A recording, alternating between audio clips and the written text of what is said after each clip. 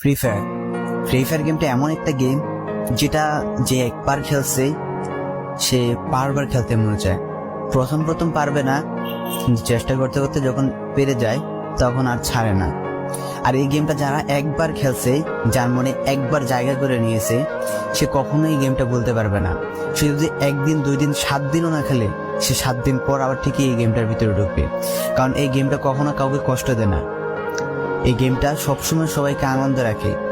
এই গেমটাতে আমি অনেক সময় কাটাইছি, আর এটা আমি কখনো ভুলতে পারবো না। এই গেমটা আমার কাছে এমন একটা গেম যেটা কিনা আমি বলে বোঝাতে পারবো না। অ্যান্ড এই গেমটা শুধু আমার কাছে না, আমি মনে করি যে প্রত্যেকটা ফ্রি ফায়ার প্লেয়ারের কাছে অনেকটা ইমোশনাল টাইপের একটা গেম হয়ে গেছে। কারণ এই গেমটাতে বর্তমানে যে অবস্থা হচ্ছে, যে গেমে এমন এমন আপডেট দিতেছে, আপডেট দেওয়ার কারণে পুরো গেমটাই চেঞ্জ হয়ে যাচ্ছে। আগের ফ্রি ফায়ার আর আগের মতো নেই। তো এই কারণে হয়তো কোনো এক সময় আমরা এই গেমটা ছাইড়া দিতে হবে, তবে ছাড়া হবে না।